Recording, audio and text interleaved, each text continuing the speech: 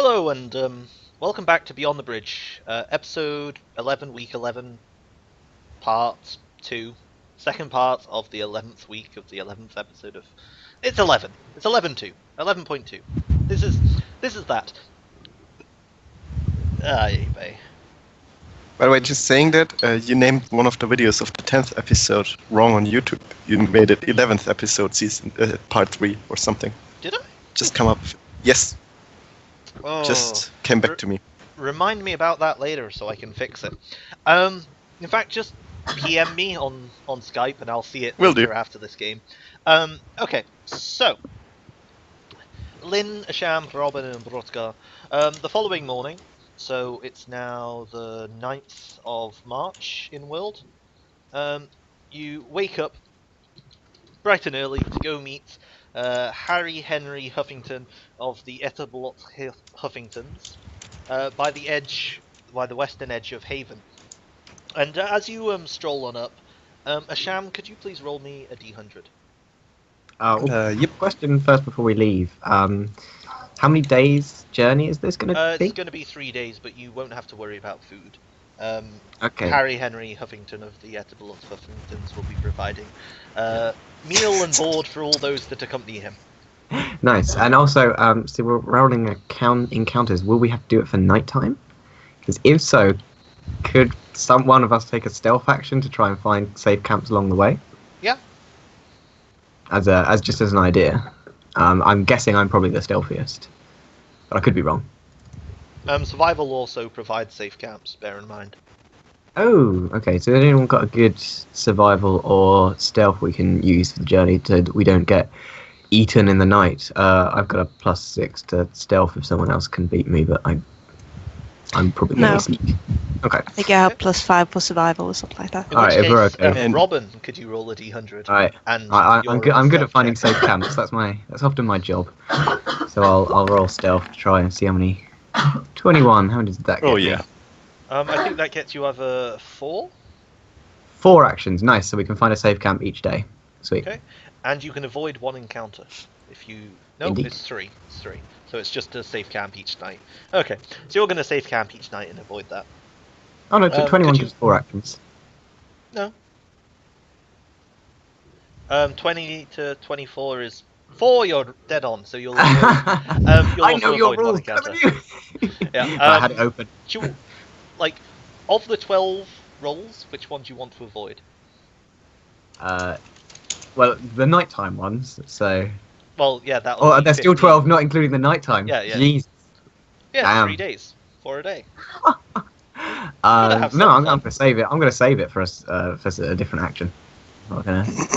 Okay. So yeah. So 12 Robin, roll. could you please roll a d100? Oh, do you want me to roll them? No, just one, just one. Okay. Just gonna keep going. Okay, so as you get to Harry Henry Huffington of the Ethelblood Huffingtons, as you get to his caravan in the morning, you see, I think it's the 3? 3 merchants were alive. The 3 merchants and 2 guards. So there's 3 like common folk merchants in these kind of bright purple and yellow quartered tunics with green pants. They look quite well to do, except for their clothes are a bit ruffled and torn, and you can see where they've been recently patched up with some stitch work. There are also 2 folk wearing chainmail with spears and shields, kind of loitering around, and the wagon itself is being drawn by a single horse.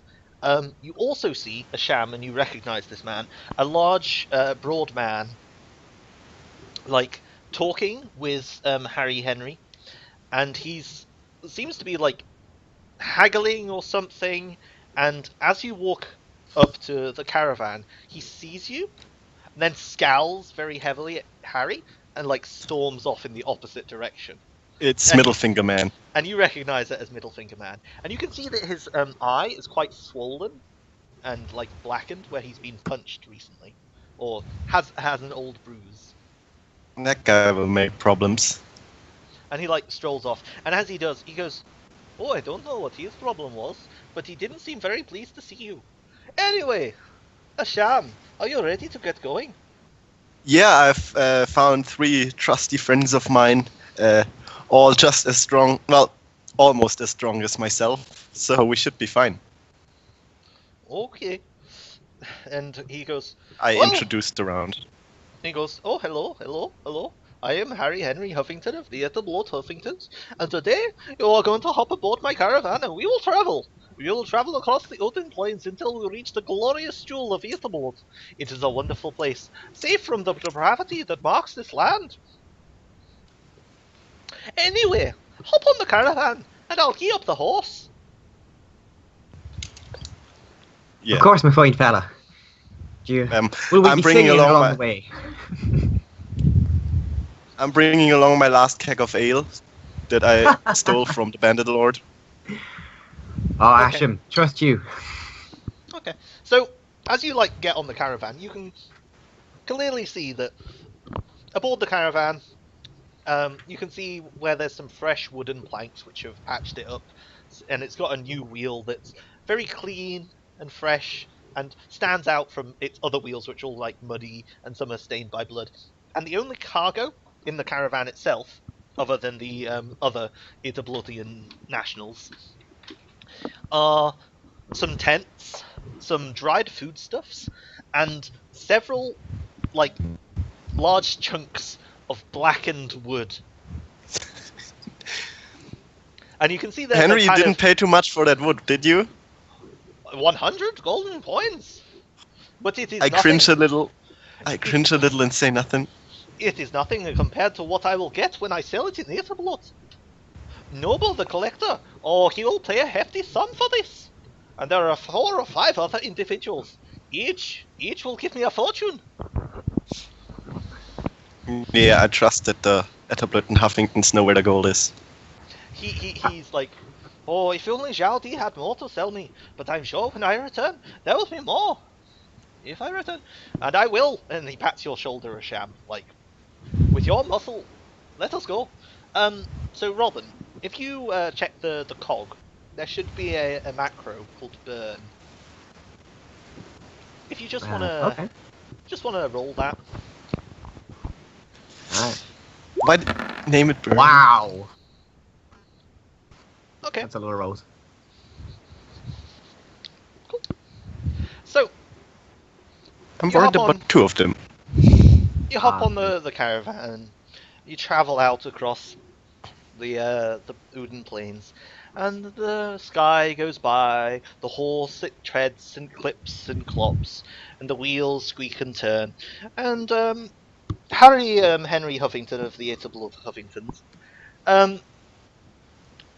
he tries to keep talking to you throughout the journey, but every now and again you'll notice him kind of morosely staring at the ground with this kind of depressed look in his eyes. Do any of you comment or do anything about that? Asham, your friend seems slightly down-faced. Maybe he wants a nail? I offer him a nail.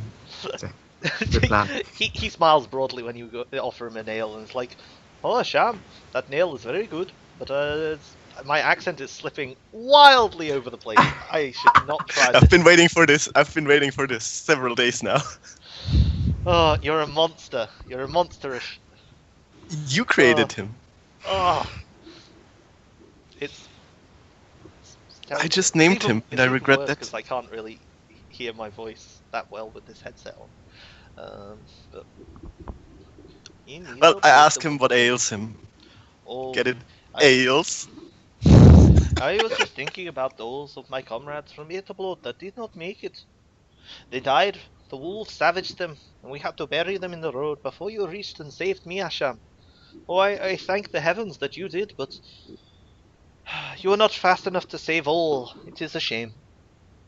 You see those tiny legs? They don't carry me that fast anymore. When you're rich from that ever-burning wood, you will find lots of new friends in Ethelblood. Oh, I'm sure I will. I'm sure I will. And he hangs his head. The journey carries on. And the Uden Plains roll by, and to the north you see the ruined remains of Carlo's fort. And you keep the forest on your southern side until you break out, and you begin to see more hills and the rolling fields to the south. And the sun draws to a close, and as you're all sitting round the campfire, Robin, you've made an effort to hide the caravan from the side of the road, so we're all safe and sound. It's all well and good. But as you're all sitting there staring into the flames and it flickers and the shadows of the trees fall around you, would one of you like to frame a scene for inspiration? Good idea. I've got an idea for one. No one else does. Go for it. You've got the floor. Right ahead. I'm going to forcibly pull Mike into this one, though. You got no choice in this matter. Because I quite like to see the scene where Asham asks Robin for 25 gold. So this is a flashback. Okay, excellent. Oh, I've been counting my gold, and it's been taking quite a while because I've got 250 gold coins, and getting up there took me several tries. And then I noticed I'm short a tiny amount of gold, exactly 25. And Robin wanders in the tavern, and of course, from my recent carousing, I still have a free flow of beer in the tavern. So I nod him over and chunk down an ale next to him. You know, Robin, you know that back 2 weeks ago how I saved your life? Remember? Yeah, as I'm walking past the table, I've got like a bundle of something under my arm, and I go, "Oh, hi, Asham. No, yeah, you see, thank you for that again. Do you want to walk and talk with me?" As long as we're not going too far, I scoop up my gold. I say, "Oh, you might not want to show that much money around the Ebonwing. They're kind of disagreeable folk." Haven't met any of those that I like yet, but they don't bother me. Me neither. Anyway, I'm just delivering some buns to Auntie Darla. Okay, you see, while we're walking, you see, I've been thinking, Robin. I know that you're a good chap and that you like to help people around, and I can see that it ails you. I can see that me saving your life, you feel obligated, naturally so. And I can see you sitting in the tavern thinking about it, and I've had an idea now. I got an opportunity for you, my friend. You see, Joseph and his brother, I've been working this week to get a stable going with them, and Joseph is just about to buy the last supplies and starting a stack of horses. But I've been willing to finance that thing for him. And turns out we're short 25 gold. But since I know that me saving your life, heroically I might add, actually, ails you, I thought I'd come to you first to give you this opportunity to help the good folks around. I look at Asham and I go, so you finance in a stable? That sounds mighty fine. I used to have a pony when I was a Stallions, boy. I will name it. Will you do? I don't know. Stallions sound quite big for me. Will you be breeding ponies? I'm pretty sure Melvin. Did I name him Melvin, the brother? Matthew. I'm pretty sure Matthew likes ponies just as much as he likes horses. He likes everything that doesn't bite him in the hand. Oh, that sounds like a good idea, my friend. 25 gold, you say? Here, I left my pack inside, and we're outside a little hovel now, and I give like a little knock on the door of Auntie Darla's home. She's not actually an auntie of mine, of Robin. She's a human, quite an elderly lady, and you can see out in her yard there's like a load, like an allotment with loads of like carrots, and you can see some tools have just been left, and like the job's been half done, and I sort of nod and go, I'll have to finish digging that up in a minute. But she put the kettle on. The auntie, and I look to him. Your auntie's pretty big for a halfling. She's not a real auntie, and she does a little pinch of your cheeks and goes like she's like a little old one. She's like, "Oh, would you like to come in, dearie? I've just put the kettle on." I sort of like, come inside, Asham. I've just put my pack inside. Come and take a seat. And there's like a little table with like a little china set, and like two of them out. And Darla comes along with like another cup and puts it down and goes, "Take a seat here." Oh, such a fine and a strong chap. Asham is not comfortable with drinking tea. Asham is hardly comfortable with drinking water, as it is. I try to take one of the china things, but I break the handle off, obviously. I'm sorry, ma'am. And I chunk out my trusty water can full of ale. I'm covered. I'm fine. Thank you, sir. Very much, ma'am. Auntie Darla probably like slaps your hand and goes, "You'll drink none of that filth in here." It's there's water inside that, ma'am. Oh, my apologies. I just wanted to see a scene of Asham just in a completely different setting, drinking from a little teacup. No, he will never drink tea. He hardly drinks water. Well, Robin gets his own tea and he sits with Darla, and eventually, after putting you through this thing, and he brings out some buns. And would you like a bun? To eat? Of course. What do you think you're gonna do with it? I don't know. I don't know what that is. I tried very, very cringy. Yeah, eventually It's I reach in my pack and pull out the coins and go, "On your way, Fair. I can see this isn't exactly your cup of tea, so to speak." Yeah, I back away slowly, really threatened. Very nice having me in your house, ma'am. Thank you for... yes, thank you. Out. Come back anytime, dearie. Oh, yeah, sure, ma'am. And you see him actually sprinting away. Oh, brilliant. Donkey ducks. Thank you, Joe. You're welcome. I really wanted to put you Punishing me in an while not awkward situation. So I think we cut back into the fire of the first night of the caravan travels, and Harry Henry Huffington of the Ithelblood Huffingtons is like boiling like a small metal kettle, and he turns to Asham and he goes, "Oh, would you like a cup of tea?" Eyes go wide. No, I'll take a walk around camp just to make everything sure and secured. Yeah, thank you, Henry Huffington. Yeah. Excellent. Ithelblood, would you like a cup And of tea? this night you see Asham cuddling his ale keg while he sleeps. Okay, excellent. So the next 2 days pass without any major incidents.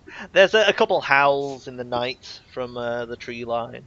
There's a couple tracks that you maybe spot, but you're not quite sure what they are. And by the end of the third day, you're pulling up to Ithelblood, and nothing's gone wrong. You're completely fine. So I'll just put you on the map so you can see where you are. So the caravan pulls up to Ithelblood, and Ithelblood is the same as you remember it from before. It's Asham, who's actually seen it before. It's a small town, the outskirts of which there are wooden buildings and thatched, and there's a kind of outer palisade which protects the outskirts of the town from the inner town, and then you can see like 2-story buildings with sturdy, wooden slatted roofs, and like those kind of houses which are very, very tall but very thin, kind of like squished together, and then a sort of like keep, kind of at the top, but it's more like a large kind of manor, or what would it be? What's the thing I'm looking for? The word villa, I guess. Villa, maybe. It's not like stern black stone walls with towers and parapets. It's more like it's really fortified wooden large building, maybe 3 or 4 stories. And as the caravan's pulling up to the outskirts of Ithelblood, Harry Henry Huffington takes a deep breath and turns to Asham and goes, Ithelblood. He goes, "Oh, thank you, Asham, for this. The journey was most uneventful, but I'm sure if there was any trouble, you would have seen it clear. Here is your payment." Well, and he puts 30 gold in your hand. I like you, Henry Huffington. I think me and my group, we will now take off seeking adventure, but we will be here in the next few days delivering something to the curator ourselves. We will seek you out when we're here. And he goes, well, night is falling. Would you not stay at least one night? Maybe not within Itablut's walls, but there is a wonderful tavern by the road. It is called the Ruby Cockerel, and I would gladly pay for your night's refreshments. Well, that's perfect. I would never say no to refreshments. If the Excellent. group agrees. Yeah. Sounds very good, I think. Yeah, the night is dark. Let's spend the night with some nice cup of ale. No tea. So, Harry Henry Huffington leads you to what is, in fact, a establishment called the Ruby Cockerel. It's a tavern with like crisscrossed beams and whitewashed stone walls, a thatched roof, a second story. You can see some like glass windows with wooden slatted shutters. There's a small group of bards playing the mandolin outside the tavern, and they seem to be singing some ditty. It's quite lively, and you can see a lot of Itablut locals kind of moving to and fro. And inside the tavern, almost everyone has not tankards, but glasses, like, you know, stems with things, and they're filled with this red liquid. Asham, you might recognize this as wine. They seem to be drinking a lot of wine, and you can see like all along the walls there's like platters which are quite highly polished. Some of them are silver. You can see one that kind of has like a golden effect. You're not sure if it's really gold or not, but you know, there's no like animal head sticking out of things. There's no like crossed sabers, and doesn't seem to be a barkeep, but there are several women wearing like these frilly outfits with long dresses that are moving around with these rather small like silver plates with like 1 or 4 like glasses on them, and they're just moving around. You can't smell any food as you step in. There's no like tavern aroma of meat. Oh, God. Henry, you sure this is the right place? And he goes, of course. And he calls out, Rose! And one of the women comes over and he goes, Rose, I would like you to meet my honored guests and my venerable protectors, Lynn, Asham, Robin, and Brodka. They will be staying the night in your finest establishment. Asham, what is the matter? Why would you disparage this wonderful place? No, I'm sure it's fine. I'm just happy to be here, ma'am. Oh, and Rose is like, okay, yes, excellent. You're not from around here, are you? I look around the room. Is any other one besides me and Brodka dwarfish in the room? No, they are almost entirely human. You think there might be a couple of elves or half elves in the room, but you would have to like go up and peer at everyone's ears to make that kind of assumption. Okay, no, that. Plus, everyone here is wearing like garish outfits. Like all the men are wearing like these quartered tunics with like 2 really striking colors, like yellow and burgundy, or purple and gold, something like that. And everyone just is talking, not in this like loud, bawdy voice, but in this kind of hushed whisper that makes the entire place sound like some political conspiracy. I uncomfortably adjust my giant battle axe on my back. We hail from Haven, ma'am. Or hey, I poke Asham with my elbow like, do you think they have ale? If not, I still have half a keg in the wagon. So Rose nods and goes, oh, ale, of course we have some. And she goes back behind the bar and you see a very dusty keg, and she like turns the spigot and it goes cough, cough, and then dribble, and some ale The comes out. older the better. And she brings it over to you in a glass. So you get like this glass of deep brown liquid, and she passes it to you. Is it a wine glass with a stem? Yeah, it's a wine glass. I, of course, break the stem. Oh dear, she says, and I'm Heather makes apologies for you. terribly sorry, ma'am. I'll pay for that. Yeah. And I keep the glass part of the glass and keep drinking out of it without the stem. Okay.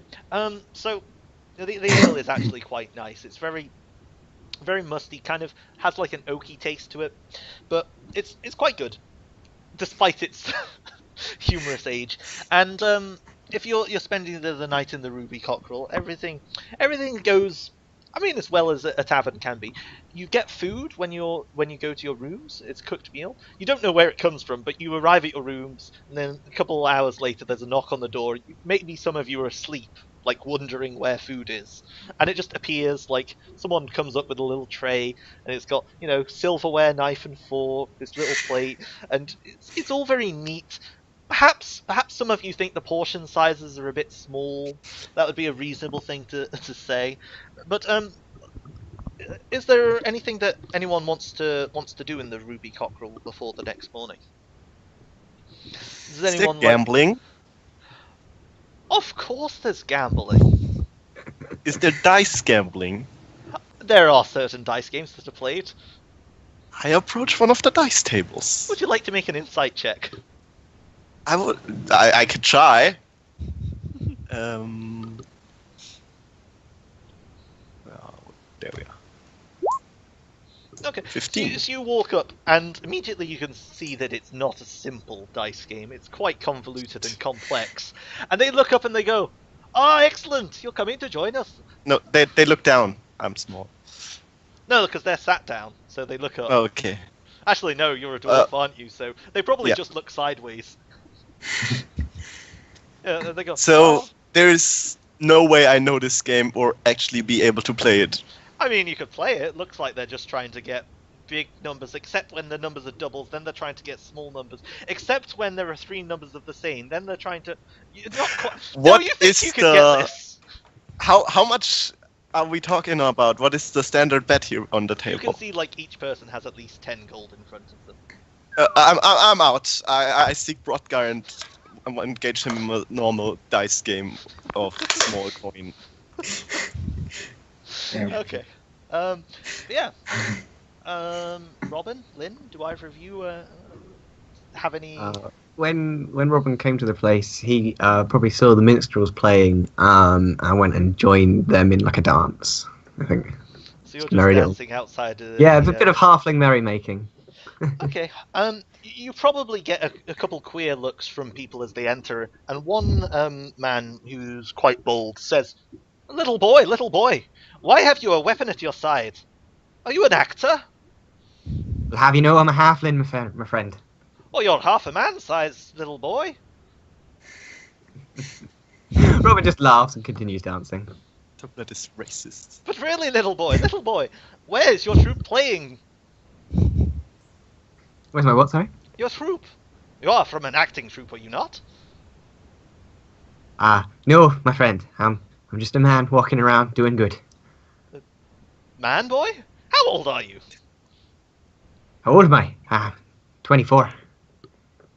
Oh. And he looks suddenly very sorry for you.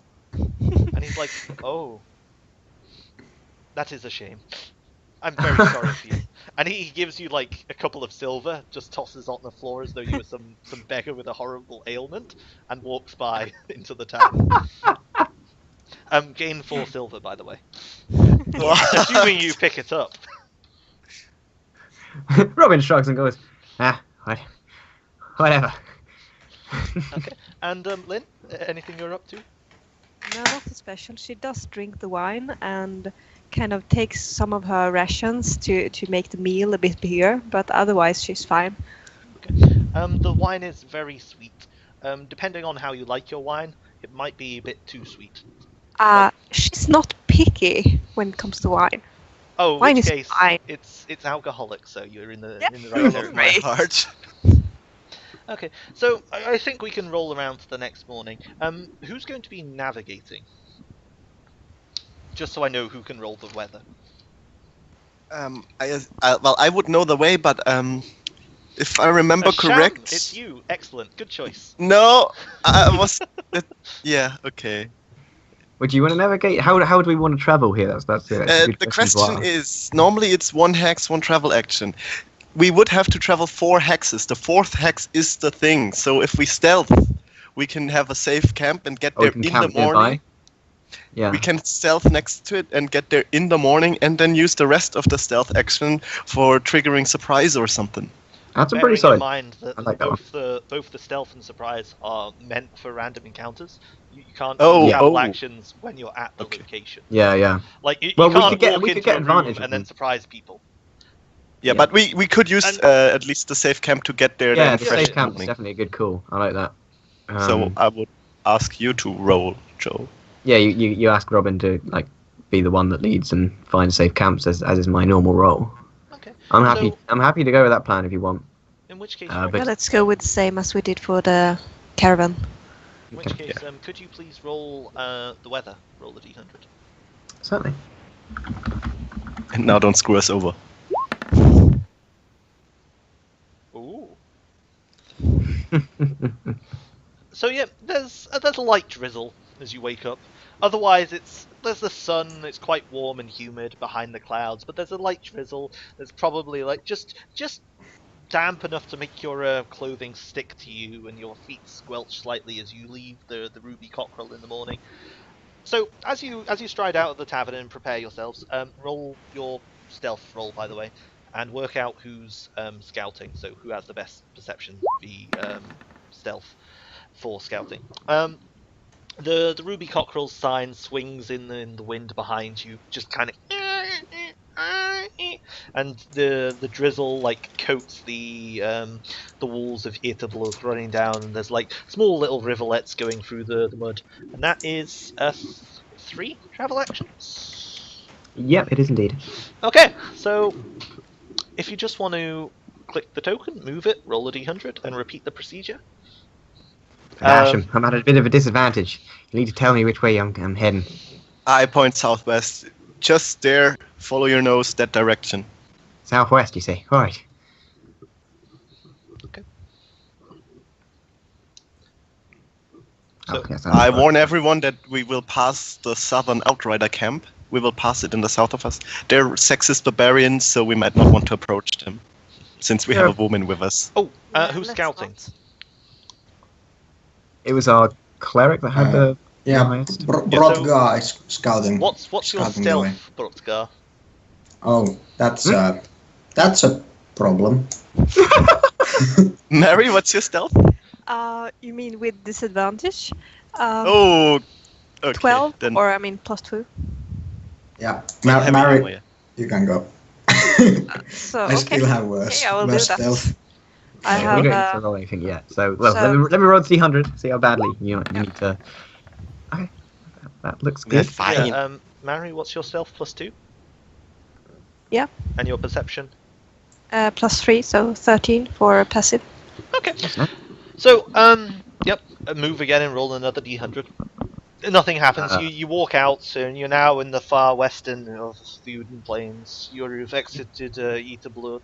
The sun is beginning to steadily climb in the sky as the drizzle just continues to pour down on you. We want to head southwest, yeah. Same direction. Just keep going. Okay. Still no problems. It's perfectly fine. To the south, you can see a collection of tents and some little enclosure where there are a couple of horses prancing around. In the center of the southern campgrounds, you can see a large pavilion. There are a couple people milling around, mainly bare-chested men carrying spears with kind of woad tattoos. They're just strolling around the edges, couple pissed in a bush, stuff like that. Sure, I would get along with them. Question, Asham. What manner of folk are these people? Well, you're a barbarian yourself. Do you know them? Well, yeah, I haven't actually met them. No, we passed by their camp last time, and a fellow adventurer warned us to go there because they seem to be pretty sexist. They don't like the women folk, and I personally haven't met them. I think I could get along with those guys.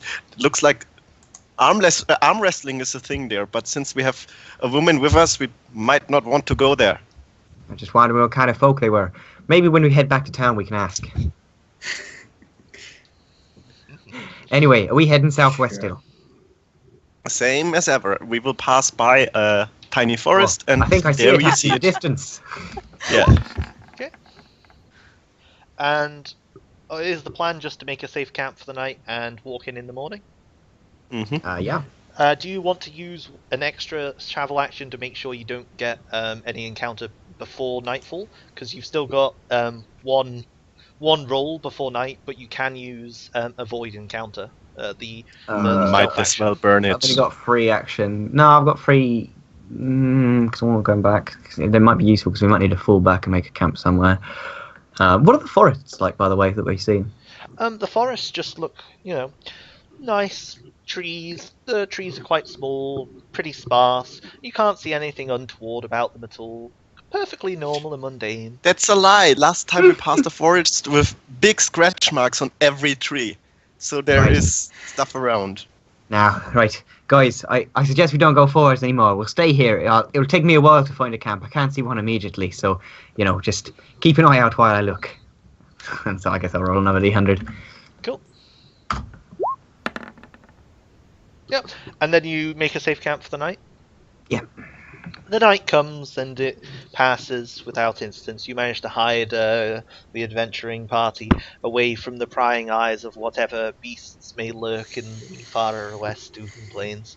And as the sun rises, the drizzle persists, making your campsite damp. The smouldering embers of your fire are wet. The ashes drizzled into the ground, and you can see in the far distance this damp mass of mushrooms. There's easily covering the view as you look to the southwest. There are these mushrooms that are maybe 30 feet tall, with their fronds just making this canopy that stretches out everywhere. It's almost as though there's an infestation, a forest that's sprouted out and just covered everything. So you're heading in that direction? We're Yeah. heading to the former stone circle So, mushroom thing. Question. One of our other players might be interested in gaining inspiration. Hint, hint. I feel like nothing yet has happened to allow Oh. another inspirational scene, unfortunately. Fair enough. I think the rule I'm going by is you have to have the inspiration scenes either side of something happening. So far, there's just been travel. So let's head on in. Nice. Another Very D100 nice. as we head in, I Yep, guess. another D100 as you approach the edge, and then so you approach the edge, and Asham, it's very similar to how you remember it before. You can see bones littering the ground of this once ancient battlefield. You can see the sprouting mushrooms, where in places you can see skeletal arms flopping out of them. The whole mass of fronds that cover the sky blot out the sun, and from beyond the clouds it's all very dark and kind of damp. There's this fetid smell of mycelia that wafts up your nose, accompanied by this kind of rotting decay. And strung between the fronds of these large mushrooms, there's almost this thin kind of spider silken web of interconnected fungal strands that kind of makes an upper canopy that's just shrouding everything. And on the ground as you walk in, there are just mushrooms sprouting everywhere. It's almost impossible to step without either crushing some bone of someone dead or stepping with a squelching sound upon the mushrooms that infest this area. So, Asham, is the plan just to make a beeline for the center where this stone circle is?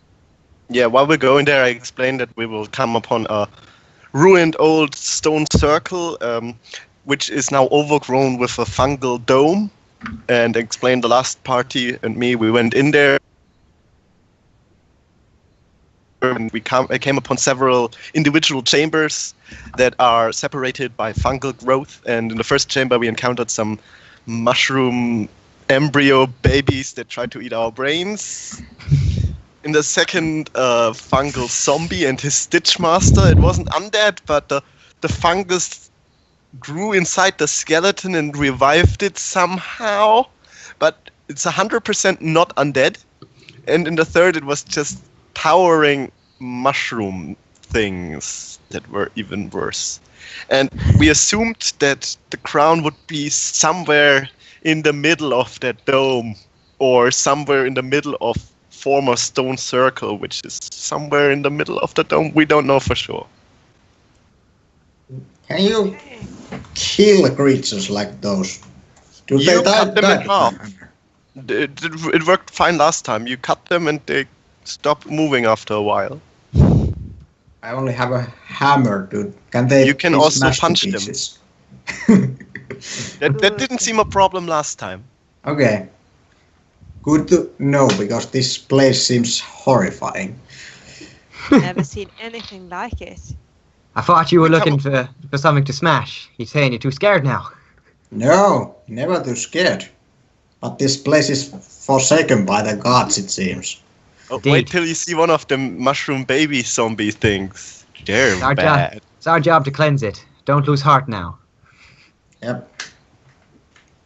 We'll Like cleanse I- this place. Indeed. With fire! I've got it this far. You take point. After we left and got the crown, you can fire cleanse everything. Yeah. With hammer. Yeah. I get in and I whisper so that I think Brodka won't hear me. He might actually hear it. And look at Robin and Lynn. Keep an eye on him. Not that he gets out the tinder while we're in there. We will go up in flames. I'll What, have this place a is really soggy. look at him. Okay. So but you, Asham, you know where you're going, so you're just leading the party in. I try to find the same opening we used last time if it is not grown shut.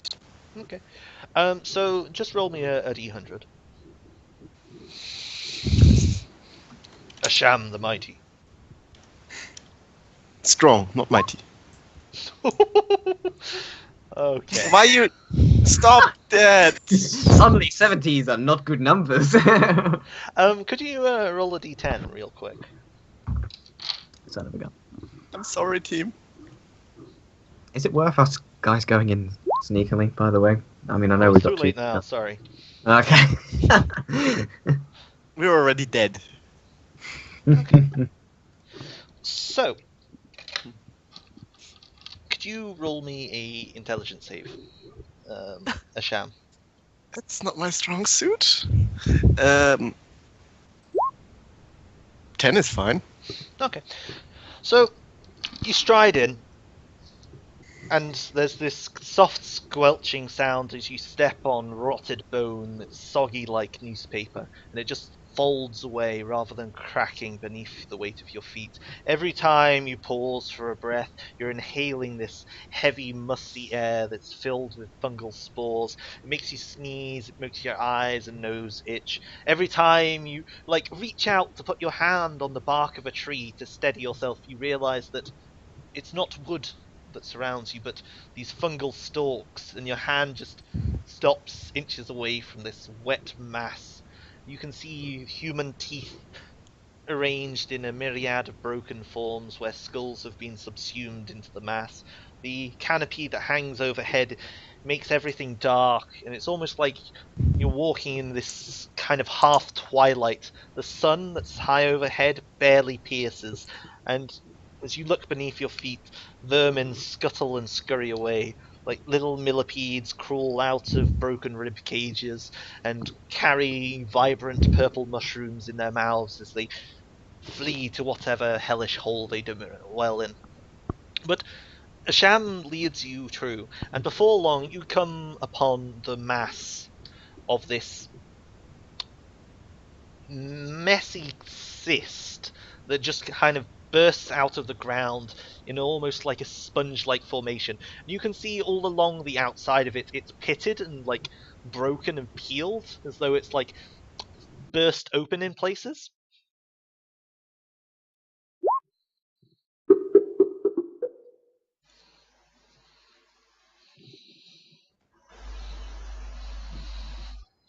And here we are again. Yep. So, the question falls to me, how much of what I just said did you hear? Half of the nice description. It was really nice, and I feel sorry for missing it.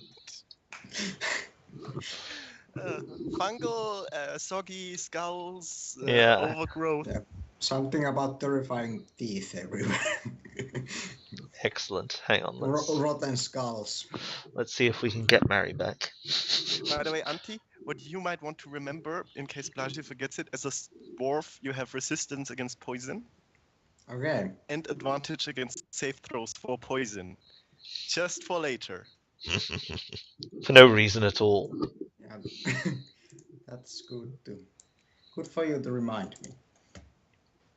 No, I'm sure you would have remembered. It's just that I just remembered myself. Yeah. The amazing powers of the internet. Da, da, da, da, da, da, da.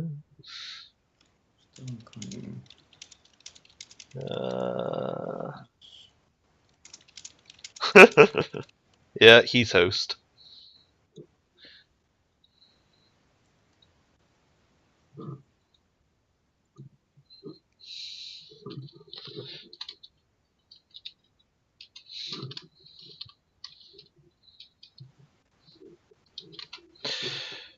Please hold while we sort out technical difficulties. Please hold.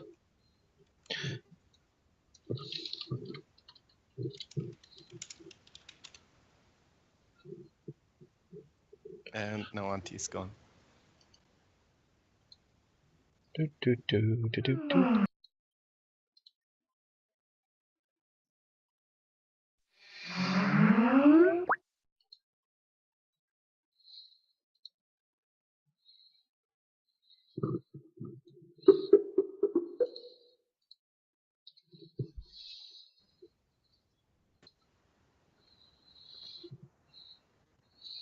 There. Hello? Hello.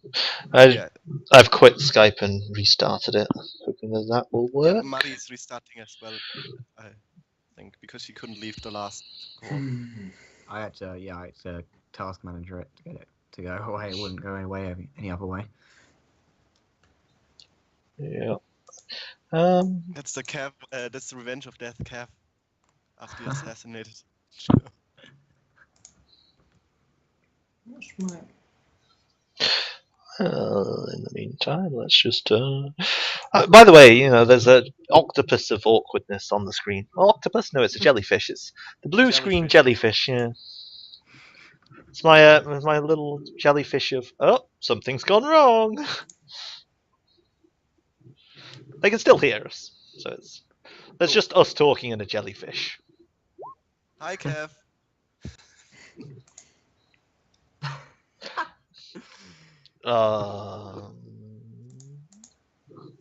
Wait a minute. Says Mary needs to update or they're offline. Yeah, it's just some weird error that sometimes happens. Yeah, you know, I just wish, you know, Skype would work. That's too much to ask for. Apparently so. Also, I had while you described all that, I had a moment of sudden terrible realization. I should have told the non-dwarfs to put wet cloth over their mouth, maybe. I don't know if that even helped last time or had anything to do, but yeah. I remain silent. Let's just say, Joe, keep your lay on hands ready, just in case. You say that as we enter. I'm like, should kind of said that beforehand. You not think? No, we'll wait until we're back, and then I will tell you and Mari to cover your mouth or nose or something. Why are you exempt being a dwarf? My beard filters the air I breathe. You have a beard, That's so how I explain it to myself. It's glorious, can't you see it? It still has specks of Carlos' blood in it. Haven't washed it since then. you know you should really have a bath. Yeah. First Sunday every month. Not.